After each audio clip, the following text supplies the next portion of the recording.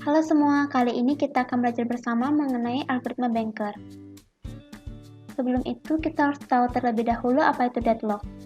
Jadi deadlock adalah suatu kondisi di mana dua atau lebih proses itu saling tunggu-menunggu proses lain untuk melepaskan resource atau sumber daya yang sedang dipakai. Karena saling tunggu tersebut, maka tidak ada kemajuan dalam kerja proses-proses tersebut. Yang dapat kita lihat seperti gambar berikut, di mana mobil-mobil ini adalah proses-proses. Jadi, deadlock itu juga dapat kita artikan sebagai kebuntuan. Lalu, algoritma Banker itu adalah penanganan untuk deadlock, merupakan salah satu metode untuk menangani deadlock yang dikemukakan oleh Edgar Dijkstra, di mana ia menganalogikan sistem operasi sebagai bank, resource sebagai uang, dan proses sebagai nasabah. Terdapat istilah dalam algoritma Banker. Yang pertama itu allocation. Itu berarti jumlah resource yang dialokasikan, max jumlah resource maksimal yang diminta, available jumlah resource yang tersedia, need itu jumlah resource yang dibutuhkan. Kita masuk contoh kasusnya. Di sini ada 5 proses dan diketahui max-nya, available awalnya, dan need. Kita akan mencari allocation, available, safe state, apakah dalam keadaan aman atau tidak, agar tidak terjadi deadlock, dan safe sequence-nya, urutannya.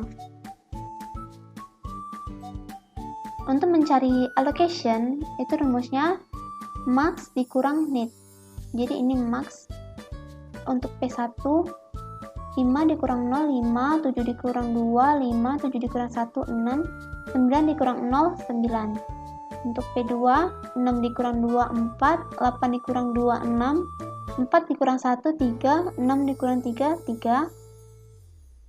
Untuk P3, 5 dikurang 4, 1, 4 dikurang 4, 0, 2 dikurang 0, 2, 9 dikurang 1, 8, 6 dikurang 2, 4, 7 dikurang 1, 6, 4, 6, 9 dikurang 2, 7, 8 dikurang 3, 5.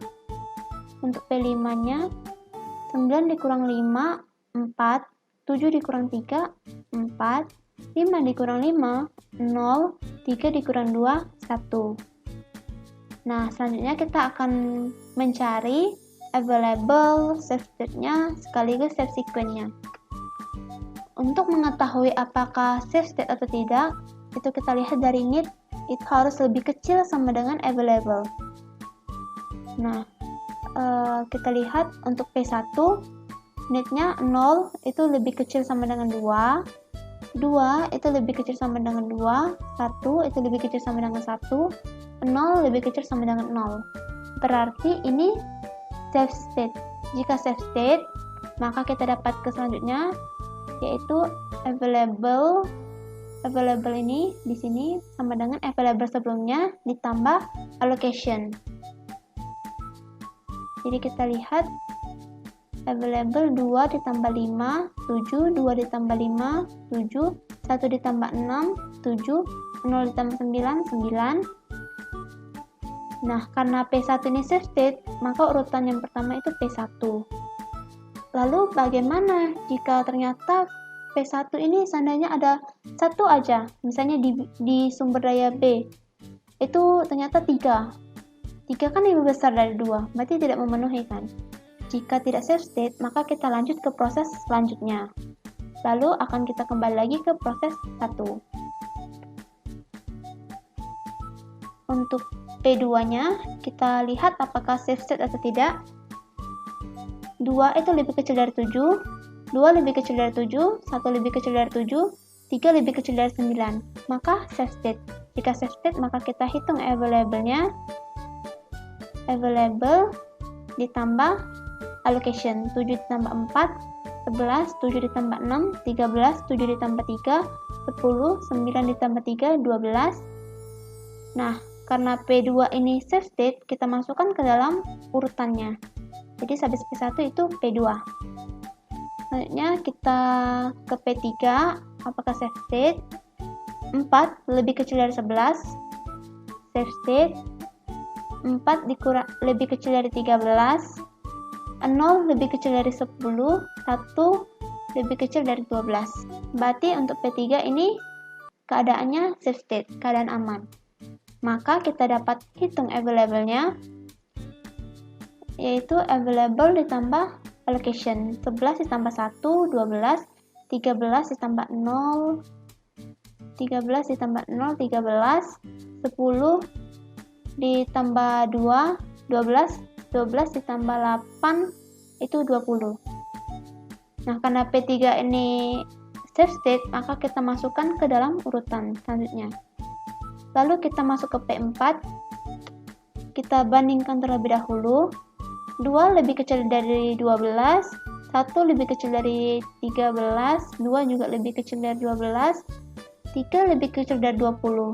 Maka untuk P4 itu safe state. Lalu kita hitung available-nya. 12 ditambah 4 itu 16, 13 ditambah 6 itu 19, 12 ditambah 7 itu 19, 20 ditambah 5 itu 25.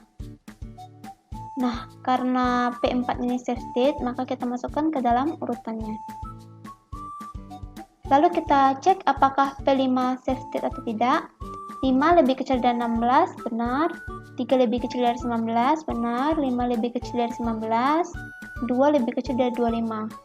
Berarti untuk P5 ini juga safe state. Lalu kita hitung untuk available-nya. Nah, karena P5 ini di akhir, maka penjumlahan dari available P5 ditambah allocation itu sama saja dengan total resource.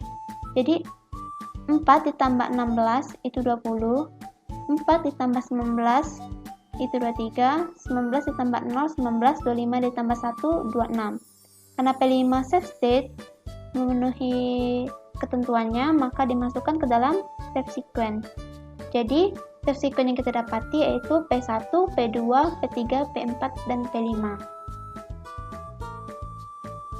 Sekian belajar bersama kita. Terima kasih.